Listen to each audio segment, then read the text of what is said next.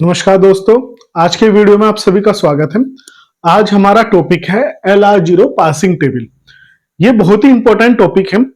सबसे पहले तो हम समझते हैं कि ये LR0 का क्या मतलब है। L का मतलब होता है left to right scanning. Left to right scanning का मतलब है जब भी हम इसमें स्कैन करेंगे तो हम लेफ्ट टू राइट की टाइप से स्कैन करना शुरू करेंगे इनपुट्स को। दूसरा होता है R जो है उसका मतलब होता है राइट मोस्ट डेरिवेशन। देखिए इससे पहले हमने LL1 देखा था, उसमें हमारा लेफ्ट मोस्ट डेरिवेशन था। अब यहां पे हम राइट मोस्ट डेरिवेशन है। और दूसरी बात हमें समझने की है कि ये जो पासिंग होगा ये बॉटम अप अप्रोच होगा। ठीक है, तो ये रिवर्स ऑर्डर में चलेगा। एंड जीरो का मतलब क्या होता है? Number of input symbol, number of input symbol for lookout. इसका हमें समझना है कि ये वर्किंग कैसा होता है और इसका हम पास टेबल या फिर LR0 का पासिंग टेबल हम कैसे बनाएंगे उसको हम समझते हैं सबसे पहले। अब इस एग्जांपल को ले लेते हैं। ये एग्जांपल हमने लिया हुआ है, इस एग्जांपल को हम सोल्व करके देखेंगे। बट उससे पहले हम समझते हैं कि ये जो LR0 है ये वर्किंग कैसे करता है। क्योंकि ये बॉटम अप अप्रोच है तो इसमें हमें समझना पड़ेगा। फॉर एग्जाम्पल मुझे एक इक्वेशन कुछ इस तरह का मेरा प्रोडक्शन रूल मुझे बनाना है।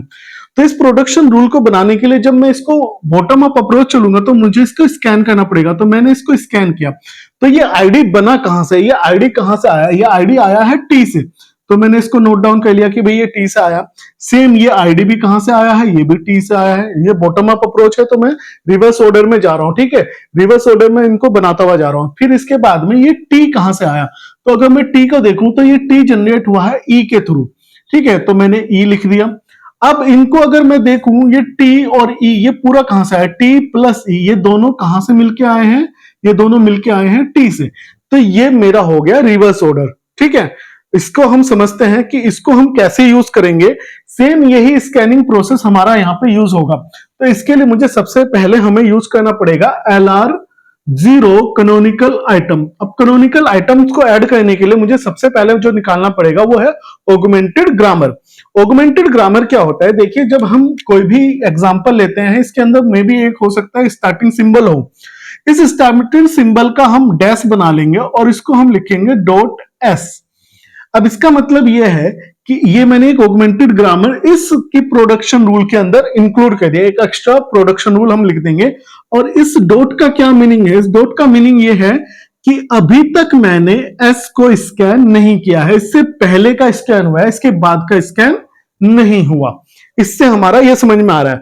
अगर मैं इसको इस तरह से लिख दूं एस डॉट, तो इसका मतलब है कि अब मैंने एस को स्कैन कर लिया है, पहली बार एस को यूज कर लिया है। अब इसके बाद में डॉट आगे मैंने शिफ्ट कर दिया। तो ये डॉट जहां जहां जाता रहेगा उसके पहले का स्कैन हो चुका है, उसके आगे का स्कैन होना रह रही है। इसीलिए ये कहलाता है लेफ्ट टू राइट स्कैनिंग।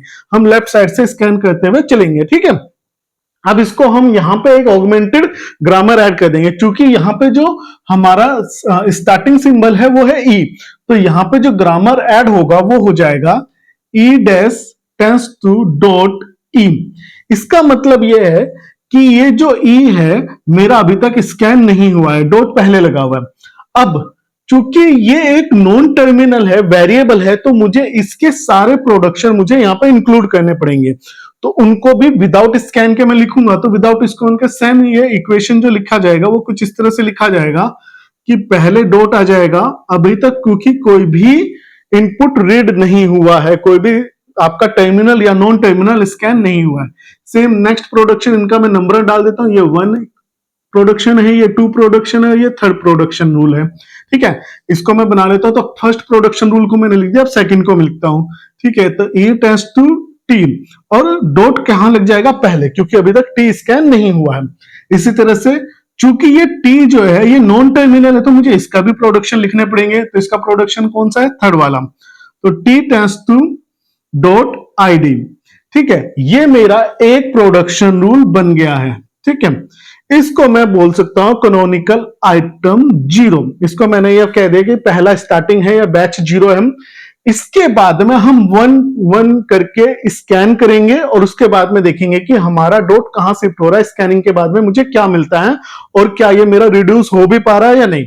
तो स्टार्ट करते हैं। सबसे पहले हम इसको स्टार्ट करेंगे। तो यहां से मैं ई को जो है यूज कर लूंगा। जब मेरा ई यूज हो जाएगा तो यहां पे बनेगा E dash tends to E dot.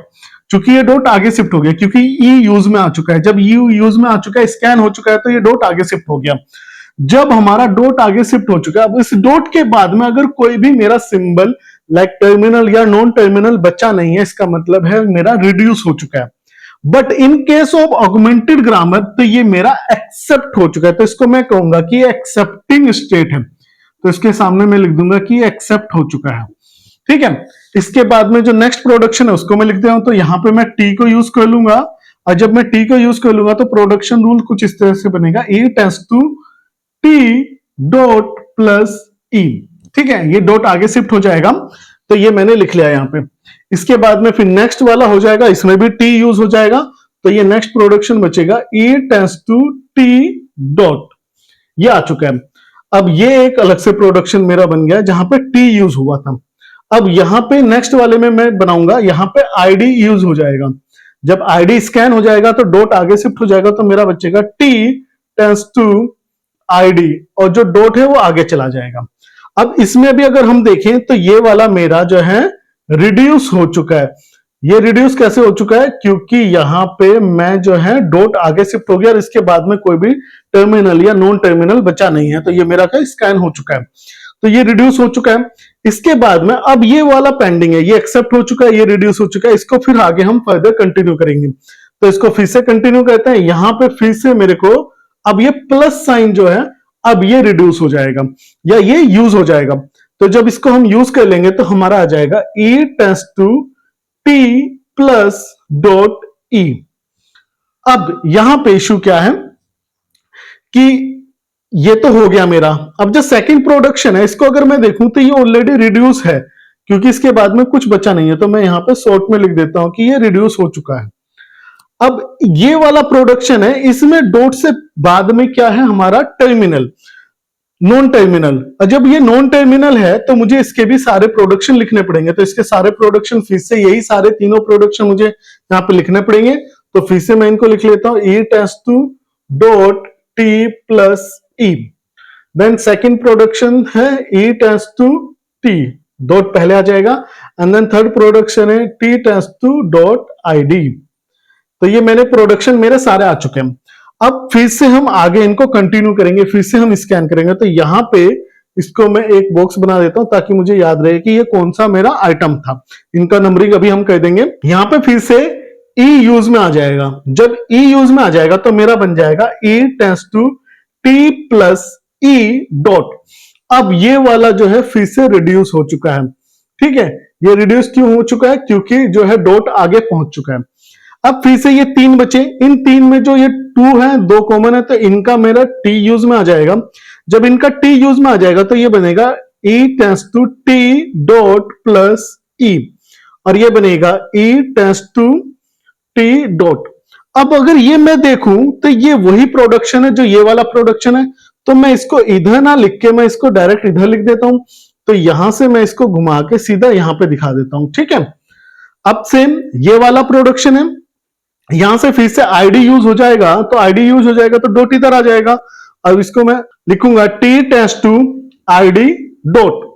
अब ये प्रोडक्शन तो यही है जो यहां पे आया, तो इसको भी मैं इधर ना लेके इसको सीधा यहां ले लेता हूं। ठीक है, तो इनको मैं रफ कर देता हूं। तो यहां पे टी यूज हो चुका है और यहां पे आईडी यूज हो चुका है, तो ये प्रोडक्शन मैंने लिख दिया। अब इनका मैं नंबरिंग लिख लेता हूं और इनको फिर सीक्वेंस में मैं यहाँ पे पार्सर टेबल के अंदर LR0 टेबल के अंदर इनको इंसर्ट करना स्टार्ट करूंगा। तो हमने जर्नी अपनी यहां से स्टार्ट की थी सबसे शुरू में, ये तो मेरा एक्सेप्ट हो चुका।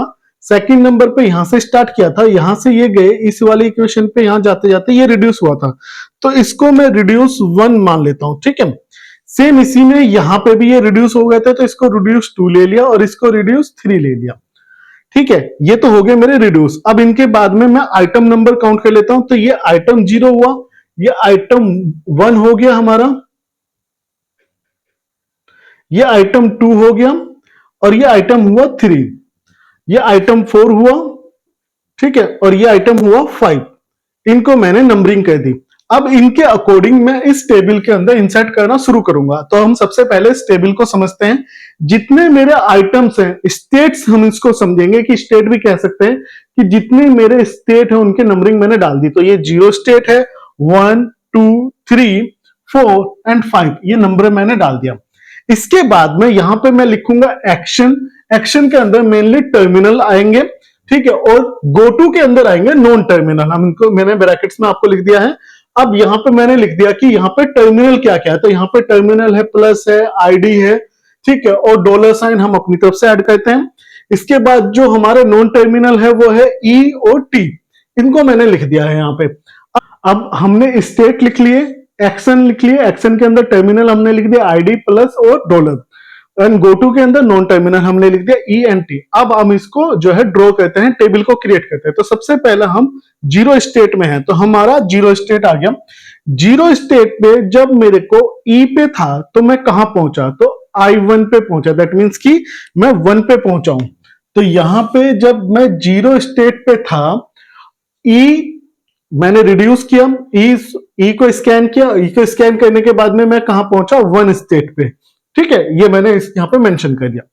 सेम फिर जब मैं जीरो स्टेट पे था, मैंने टी स्कैन किया तो मैं कहां पहुंचा, मैं टू पे पहुंचा। तो ये मैंने यहां पे मेंशन कर दिया कि जब मैं जीरो स्टेट पे था, मुझे टी स्कैन किया और मैं कहां पहुंचा, टू पे।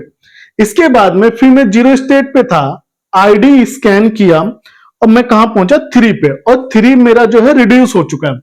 तो जीरो पे था और आईडी मैंने स्कैन किया तो मैं कहां हो गया, थ्री पे हो गया। और ये क्या था, स्टेट थ्री पे पहुंचा और इसको मैंने रिड्यूस कर दिया। जब मैंने इसको रिड्यूस कर दिया तो मैं यहां पे लिखूंगा एस थ्री।